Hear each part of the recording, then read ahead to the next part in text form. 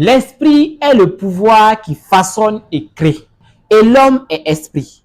Et de plus en plus, il s'empare de l'outil de la pensée. Modelant ce qu'il désire, il suscite 1000 joies, 1000 maladies. Il pense en secret et la chose advient. Le milieu qui l'entoure n'est que son image.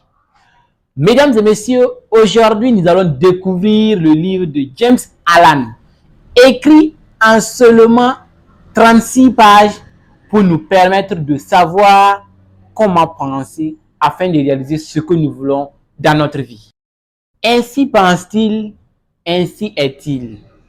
Nous sommes nos propres créateurs et par la pensée, nous choisissons soit de nous construire, soit encore de nous détruire. Tout dépend de notre savoir vis-à-vis de la pensée.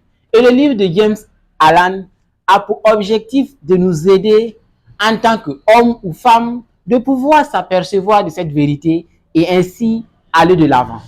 Nous allons donc commencer la première partie du livre de James Allen qui nous parle de la pensée et du caractère. Proverbe 23, verset 7, je cite, « Car il est comme les pensées de son âme.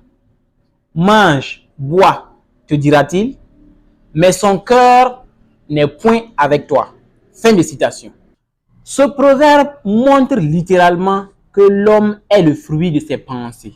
L'action que nous menons découle de nos pensées. Une fois que vous arrivez à canaliser vos pensées, il va de soi que vous ayez de bonnes actions. L'homme n'est pas un être artificiel. Il croit selon la loi de la nature. Ainsi pense-t-il, ainsi donc est-il. Le caractère.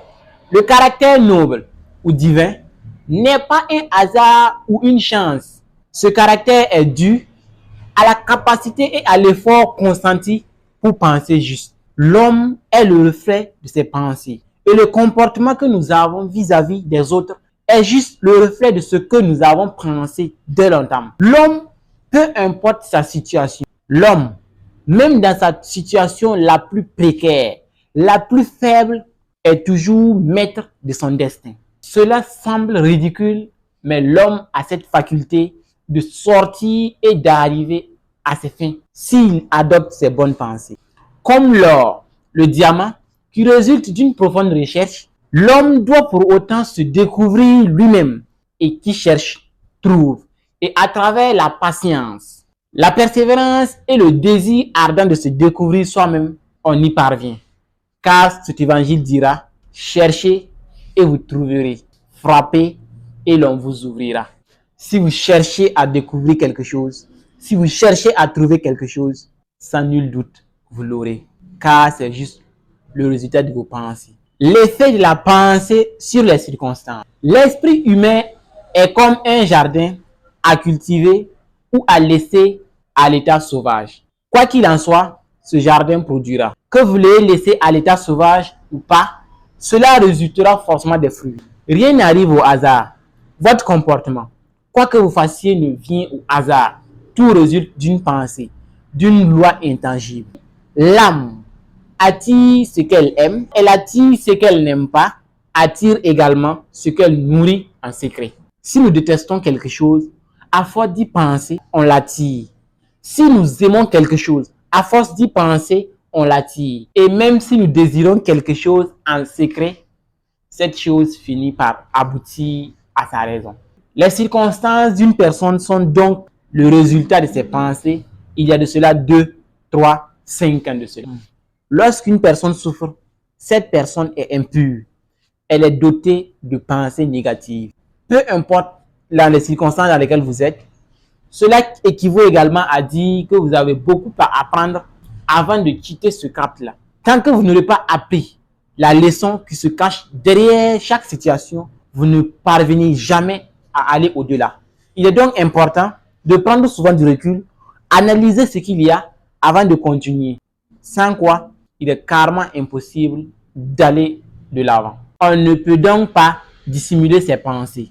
Les pensées se cristallisent rapidement en habitudes et les habitudes se solidifient en circonstances. Plus vous pensez, plus vous serez et plus vous aurez.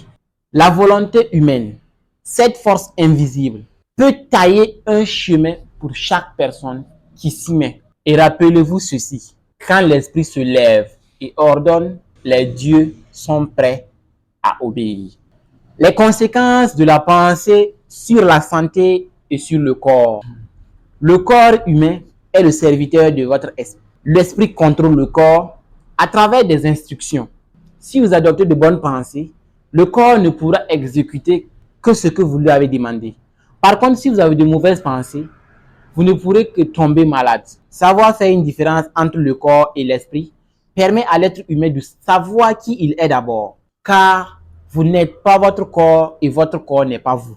Une fois que vous arrivez à faire cette différence, vous saurez comment vous adapter à votre corps.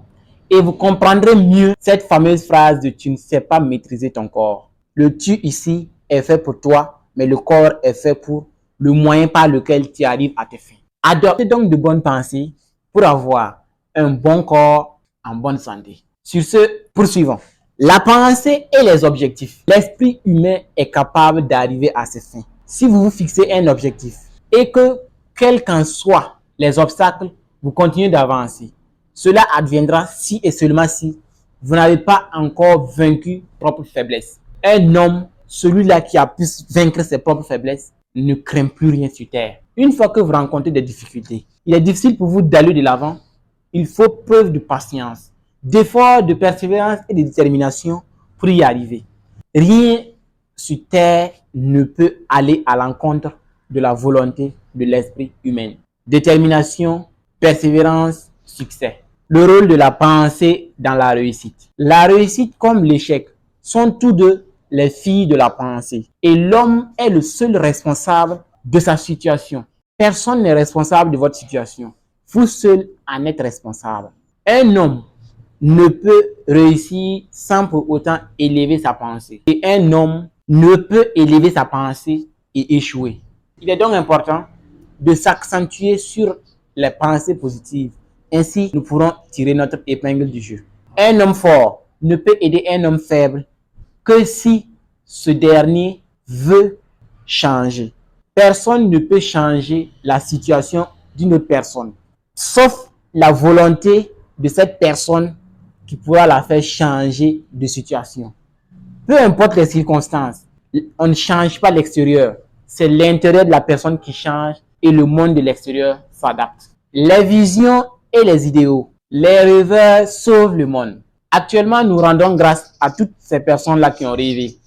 Aux jumeaux qui ont pu concevoir les avions. Nous remercions ceux qui ont conçu les avions, les appareils téléphoniques, qui ont fait en sorte que notre vie soit actuellement confortable. Tout est parti d'une idée, d'une pensée. Il est donc important de chérir vos pensées. Faites en sorte que lorsque vous avez une pensée, chérissez-la. Parce que désirer, c'est obtenir. Et aspirer à quelque chose, c'est le réaliser. Faites en sorte de chérir votre idée. Focalisez votre pensée sur cette idée. Faites en sorte qu'elle se réalise. Grâce à vous, un jour, le monde entier sera encore plus à l'aise. Travaillez sur vos idées et vos visions. Ne laissez personne vous dire que vous ne pouvez pas. Ne laissez personne vous traiter d'idiot, de fou ou quoi. Vous êtes capable de le faire et je vous encourage énormément. Pour finir, la sérénité. Une personne sereine, une personne calme est cette personne-là qui a compris que tout commence de l'intérieur. Aucune personne ne peut vous influencer.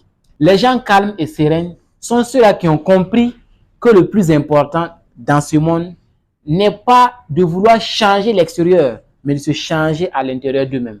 Il est plus facile de parler à une personne calme, posée, qui a confiance en lui, qu'à une personne agitée en fait. Si une personne est calme et posée, c'est parce qu'il a pu d'abord dompter son intérieur et comprendre que chaque personne agit en fonction de ses pensées, peut nous amener à être calme et à prendre les choses en fonction des pensées des autres et non en fonction du résultat. Voilà ce qui met fin au résumé du livre de James Allen, intitulé Comme un homme pense. Et à la fin de ce livre, j'ai vu le monde autrement. Et je recommande à chacun de mes abonnés de se procurer de ce livre-là. Ce n'est pas un livre volumineux comme les autres, mais c'est un livre qui parle, qui touche l'esprit, qui fait voir le monde autrement.